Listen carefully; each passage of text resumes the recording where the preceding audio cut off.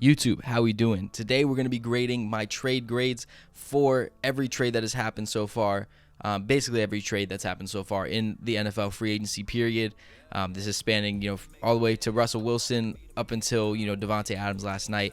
I'm recording this midday, March 18th, so if something happens, Deshaun Watson, etc., just know that that's not going to be covered in this video. I'll make an updated video for those trades as well. But if you do enjoy this content or you're excited to watch this video, please be sure to leave it a like. It helps me more than you could know. And subscribe if you're new. If you like NFL content, draft content, off-season content, anything involved the NFL, definitely consider subscribing. And if you haven't already, go ahead over to Underdog Fantasy. You can go ahead and place your bets there for all your fantasy football, best ball leagues. They make it the easiest way possible. Use code SORMANI, SORMANI, and you'll get a matched first deposit up to $100. Amazing deal. Thank you so much, Underdog. And let's get right into this first trade. So the first trade that we're going to be covering here is Amari Cooper and a 6th-round pick to the Cleveland Browns for a 5th-round pick and a 6th-rounder. So they're swapping 6th-rounders. That's basically all that's happening here. I graded this one A+ for the Browns. It's pretty simple. They get a superstar receiver, a top 20 receiver in the NFL, and they're swapping, 5 picks back for it. And they're only giving up a 5th-rounder, and that's going to help out a ton, whether it's Baker Mayfield or not at the helm. That's just a really good receiving option to have, a number 1 receiver, an upgrade over Jarvis Landry as well, upgrade over Odell when they had him. So this is the best receiver they've had probably off the top of my head since Josh Gordon when he was in his prime. So I really do like the Amari Cooper trade for the Cleveland Browns. Now for Dallas, I graded an F. It's the Cowboys being Cowboys. They leaked that he was going to get cut. It's just, you can't do that. You can't let that information get out because no one's going to offer much, and this is what they got. It's a poor offer. You're getting basically a 5th-rounder for Amari Cooper. And yes, you're saving money, but you also now have a big hole at wide receiver. And with the money that you paid Dalton Schultz and Michael Gallup, those guys are less than what Amari Cooper can give you on a game-to-game basis, in my opinion. So I just think it's been a weird offseason for the Cowboys. They just don't look like they have any sense of direction, or they're not structured at all. It seems like they're just not on pace with other GMs. They're not on pace with other organizations. I just think that they are having a real rough offseason. I'm not going to lie. But yeah, love this for the Browns and pretty much hate this for the Cowboys. Going on over to the Russell Wilson trade. Russell Wilson and a 4th-round pick go over to the Broncos for Drew Lock, Shelby Harris, Noah Fant, the 9th overall pick. They also get their 2nd-round and 5th-rounder this year, and then a 1st and 2nd next year. This is an A for both teams.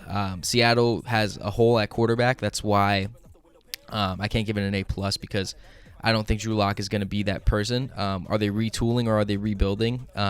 That's a pretty big question mark. But now they have the keys to retool if they do choose to, because they have all these picks. They got a star in Noah Fant, as well as a possible quarterback in Drew Lock. I don't really believe in him. But then Shelby Harris is a very solid depth piece on the defensive line, can be a starter right away. So yeah, it gives you the tools to retool. And for an aging quarterback in Russell Wilson who had his first real injury in the NFL last season, it's a good time to move off of him. And knowing what you got out of this deal, that's a big haul. 2 firsts, 2 seconds, a star player in Noah Fant, a young star player, and some other players and picks. I mean, that's just a haul for Seattle. I think that's an amazing deal for Seattle. Then we go over to the Broncos side. Again, it's an A. You gave up a lot, especially Noah Fant being in this deal with all those picks. That's a lot to give up. Getting a 4th is nice. But yeah, Broncos are trying to contend. Are they possibly the worst team in their division? That's saying a lot because this division is stacked. But yes, it's possible. They're still a young team, though. They can develop and get better. A lot of young talent on this team. But this is a team that really is, especially at this time in the trade, this is before DeVante Adams and Chandler Jones went to the Raiders. This is before Khalil Mack went to the Chargers, Mike Williams re-signed, all that kind of stuff. So, yeah, they made this deal trying to be contenders, and they still are. It's just that division is scary, and it's going to be awesome games to see every single time anyone in that division plays each other. But, yeah, they get Russell Wilson to lead this young offense and bring some stardom to Denver, which they haven't had since Peyton Manning. So, I think it's a dub for both teams. I think both teams did very well. Not much more you could say about it. Going over here to the Chargers and Bears trade, where the Chargers acquired Khalil Mack, and they gave up a second and a sixth to the Bears. I think it's a good haul for the Bears. You're in this rebuild where, picks are going to be valuable. So getting a second-round pick for a 30-plus-year-old edge rusher in Khalil Mack who's been hurt, I think that's awesome. You're getting off his contract, which is $20+ million. You're able to rebuild, retool, and spend that money. I think that's why it's an A for the Bears, because Khalil Mack wasn't going to do anything for the Bears this season because they're trying to rebuild, and you're saving a lot of money by getting rid of him, and you also get a second-round pick, which is a very solid pick as well. The Chargers, I rated it a B+, which is, it's close to an A. It's not a bad grade. I rated that because Khalil Mack is a question mark right now. He hasn't been healthy. He's still a beast. But $20+ million for, I think it's 3 more years. That's a lot of money for Khalil Mack, who, if he doesn't get back to at least, all pro level, in my opinion, it's going to be rough to see that contract, especially when you have to extend Herbert and other guys as well. So, yeah, the money is really where I'm kind of questioning the move, but again, they're a team that's trying to contend now while Herbert's on a rookie deal, and this is a stacked division in football. You need pass rushers, so having him and Bosa, that's why it's as high of a grade as it is. If Khalil Mack gets back to being a defensive player of the year candidate, this is an A+ trade for the Chargers, truthfully. I just am a little bit skeptical on if he will be that. So that's kind of where I lie. Going here to the worst trade so far, Shaq Mason for a 5th rounder.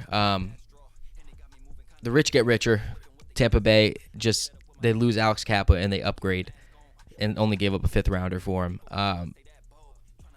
There was no reason for the Patriots to rush this deal. If there was interest in Shaq Mason and you didn't want him on your team, there's a team that would give us probably a 2nd or 3rd rounder for Shaq Mason, because he's not old. He's in the prime of his career, and he's a top 10, top 5 guard in the NFL. So this is an F for the Patriots. It's a horrible trade for the Patriots, and a amazing trade for the Buccaneers. There's not much more to say than that. That's just the richer getting richer. Moving on here to Chase Winovich for Mack Wilson, a 1-for-1 trade. You don't see these as often anymore. It's an A for the Patriots. They needed some linebacker help, and they get a guy in Mack Wilson who's young and I think can be schemed to, do a lot for this Patriots team, provide solid depth, and also be a possible starter. So I think that's good, and you're giving up a player who was an older rookie, and I'm pretty sure he's on an expiring deal.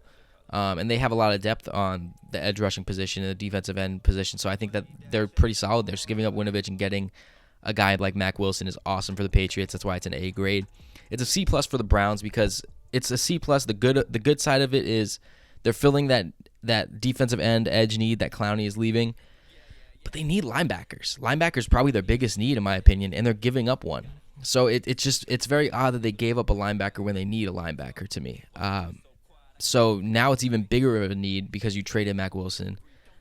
I don't know. It's kind of, maybe they just didn't believe in Mack Wilson, or maybe they really wanted a partner for Garrett. I don't know. It just seems odd. I feel like you would have been better off going after a defensive end or edge rusher in free agency, like a Trey Flowers or something, than doing this trade and keeping Mack Wilson and doing so. So not bad for the Browns, but it's also not great. But it really was a good trade for the Patriots, in my opinion. Going on over to Carson Wentz, going to Washington for a 2022 third, a 2023 conditional second. It's a 3rd rounder that can move up to a 2nd. It's a D for the Colts. The Colts don't have an option at quarterback, and right now it's Ellinger's job, which, I like Sam Ellinger, but I don't know if he's going to be a starter. And if they're doing this for Jimmy G, who's post-shoulder surgery right now, it just seems like a dumb move, because Wentz to Garoppolo really isn't an upgrade, in my opinion. I think it's just kind of a plateau. So if you're doing that deal to get Jimmy Garoppolo as your quarterback, it just seems weird. I guess you can sell people on, hey, look, we got an additional third and an additional possible 2nd plus Jimmy Garoppolo. So it's like we're having the same quarterback, but we got a couple more picks. It just seems weird because right now they're in a big hole. They have a huge gap at quarterback. There's not really quarterbacks left on the market. Maybe Jameis Winston. I think Mariota's still out there. So they could get somebody, but it just seems kind of odd to make this deal because Wentz wasn't horrible. I think he's getting a lot more hate than needed. But then you go over to Commander Carson, and I think it's an A+ for the Commanders. He's going to be the face of the new franchise, which is going to be awesome. He does pretty much how Heineke plays, except he's obviously a guy who's been at an all-pro level before. And Terry and company, Curtis Samuel, Diami Brown, Logan Thomas, these guys needed a quarterback who can really put the ball where they need to. Heineke was very inconsistent with his throws. They have a better chance to compete now because of Carson Wentz. So I think it's a very big win for the Commanders where, could they get a better quarterback? They could have been in Deshaun Watson and such, but only giving up, two-thirds basically is what we're going to call it right now, and getting a possible quarterback who can get back to a Pro Bowl level in this division that's, still right now a big question mark. I think it's a huge dub for the Commanders. So A+ for them, D for the Colts. Moving on here to the Colts again with the Raiders. This is an easy trade. A+ for the Raiders, A for the Colts. Colts are getting an edge rusher in Ngakoue. The only reason it's not an A+ is because I think secondary is still a need for them, so giving up a corner seems kind of iffy. But again, Rocky Sin's not like the most elite talent, so it's not horrible. But you look at the Raiders, they're replacing Ngakoue with Chandler Jones, and they're adding depth to their secondary, which they need.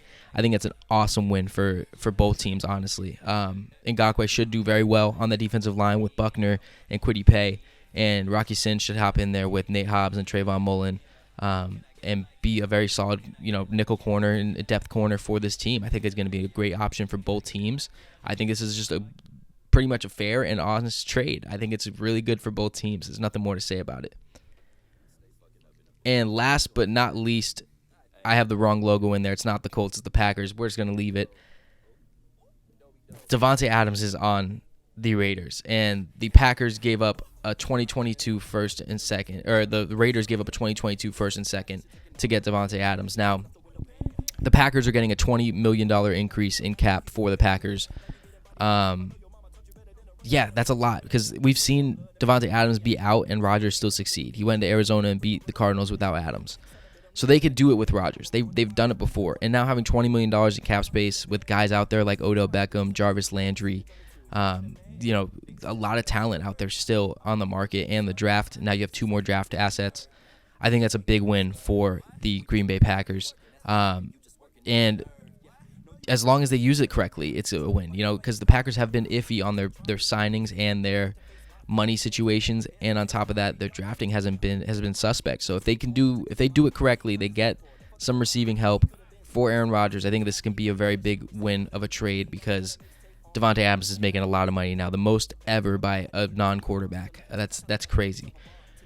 But it's also an A+ for the Raiders because you're reuniting a college quarterback with his receiver. We saw the success with Waddle and Tua. We saw the success with Jamar and Joey. So getting DeVante Adams back with his Fresno State quarterback in Derek Carr. He's been saying he's wanted to be a Raider his whole career. He bought a house right next door to Derek Carr. They're obviously close. They get along very well. And he's the best receiver in football. You got the best receiver in football. Again, toughest division in football.